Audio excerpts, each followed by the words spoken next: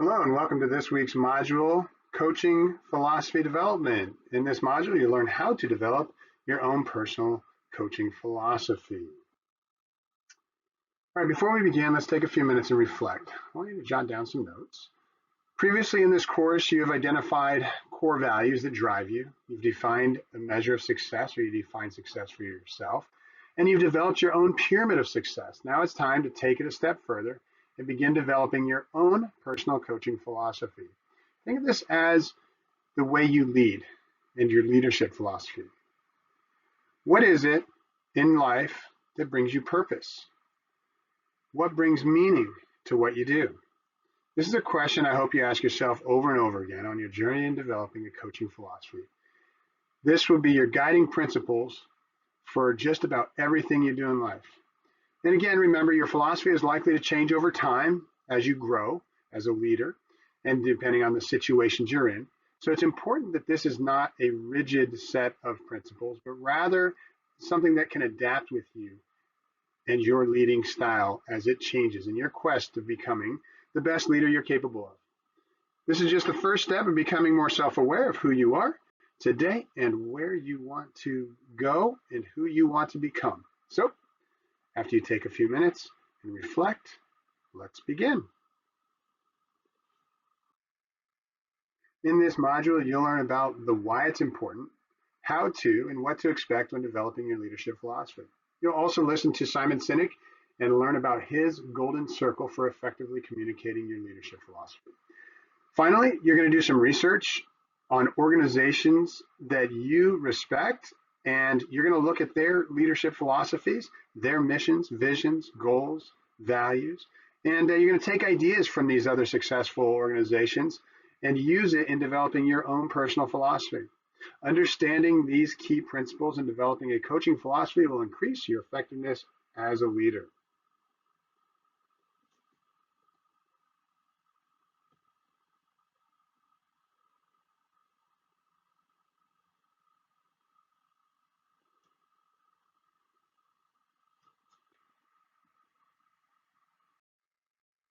When developing your coaching philosophy, it's important that you ask a few questions. You want to know why it's important to develop one, how to develop it, and what are some outcomes that you can expect by implementing your coaching philosophy.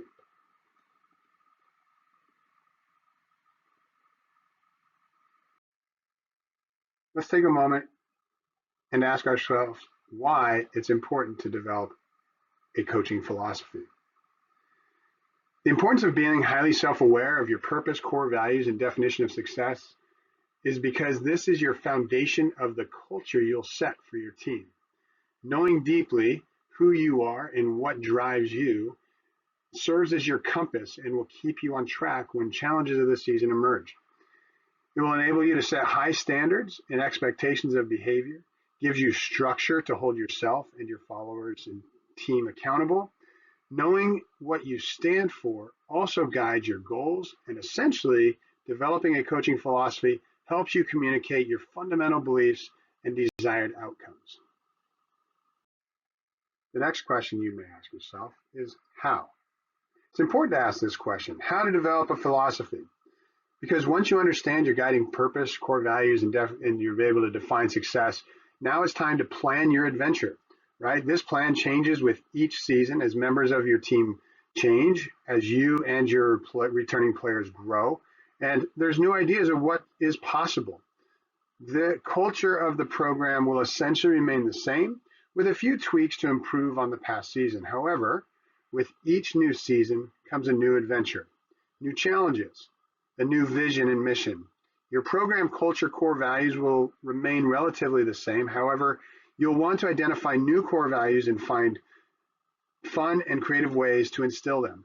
As a leader, you will have program goals, yet you will want to discuss with the team their ideas of what they want to achieve, giving them a voice and choice in the mission.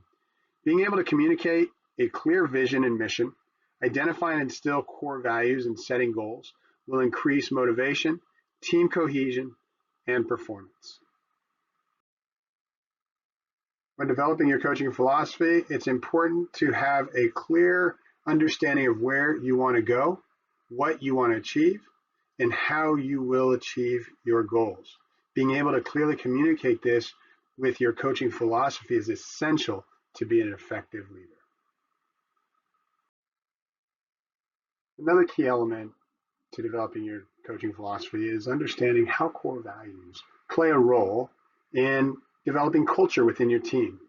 So you've defined your core values. Now it's time to instill and exemplify them. One of the great things about your core values is that they serve as your pillars of success. In doing so, you need to begin by reflecting and making a long list of values you believe are important. Narrow down the list to a few foundational core values. These are non-negotiable core values. These will serve as your foundation of your program and coaching philosophy. Then it's important that you discuss and clearly communicate these with the team and develop a systematic way to reinforce these core values. Once you've defined and clearly communicated your core values to the team, it's important that you instill them. The most successful coaches out there implement strategies to instill their core values with strategies such as posting signs in the locker room, having chants and cheers, repeating them in your day-to-day coaching habits. Also, additionally, create teaching tools such as team building activities, discussion prompts, and icebreakers that center around your core values. Make sure you take time to debrief weekly to discuss how coaches and players are both modeling the defined core values and can improve in how they behave to model them even better. It's important to set up a system to reinforce the desired team values. Use a reward system for when athletes exemplify desired behaviors, and set up a meaningful consequence for when athletes fall short. Consequences should reinforce desired behavior, not be something like extra physical punishment, which is traditionally the norm. It's important to scout and recruit players who hold similar core values. This will make the transition from one team to the next much smoother, and there will be less resistance to buying into the team culture. This may mean that you sacrifice talent for people who have similar core values, right? Oftentimes, talent usurps core values, but if you truly want to build a culture that is based on your philosophy, it's important not to sacrifice your core values for talent. This is not always an easy decision. However, exemplifying your core values in your decisions will make a big impact with team cohesion. Now, it's important to understand what the research indicates about the results and what you can expect when implementing a coaching philosophy and when by living and leading with a coaching philosophy. Well, research indicates that coaches who lead with a clearly communicated philosophy will have greater buy-in from their followers. Additionally, athletes who perform for coaches who are authentic with their core values tend to be more motivated to achieve individual and team goals, leading to improved talent, increased social and task cohesion, which overall improves the performance of the team. Finally, coaches who lead with a clear philosophy add structure and modeling to athletes and develop future leaders. And this, in and of itself, should be the primary goal of each and every coach. Outcomes on the scoreboard are important. Don't miss that key point. They are important. However, leadership development outcomes are just as important. So it's important that we train others to lead in the future. Well, I hope now you have a better understanding of why it's important, how to begin developing one, and what to expect by implementing your coaching philosophy. Now it's time to learn more about effectively communicating your coaching philosophy and researching successful organizations and reviewing their organizational philosophy. Before you finish this module, make sure that you review Simon Sinek's TED Talk, How Great Leaders Inspire Action. He discusses his philosophy on effective communication and the importance of communicating your golden circle with your followers. He's going to describe when you communicate your why, how, and what, and how it's important in doing so and having others buy in. Pay close attention to how he defines each component, what he states on how effective leaders communicate, and how the brain plays a role in this communication. This information will appear in the module quiz. Once you are finished watching the video, you'll review the Positive Coaching Alliance webpage and watch a short video explaining their organizational philosophy. You can find all these resources in the module under Supplemental Resources. In addition to watching Simon Sinek's TED Talk, you're going to review the Positive Coaching Alliance organizational philosophy. Make sure you visit their website and watch their philosophy video. Pay close attention to their philosophy, systematic approach, model, and goals. The info from this video will also appear in the module quiz, so pay close attention and take notes. Again, you can find the resources for this in the module on Canvas. Lastly, I want you to do your own research. Find an organization, team, coach, something or someone you respect, and learn about their philosophy. What's their mission, vision, values, and goals? Use this information from this module to help you take the first steps in developing your personal leadership philosophy. So to conclude, in this module, we began by reflecting on your personal coaching and leadership philosophy. You heard about the importance of why, how to, and what is involved in developing a coaching philosophy.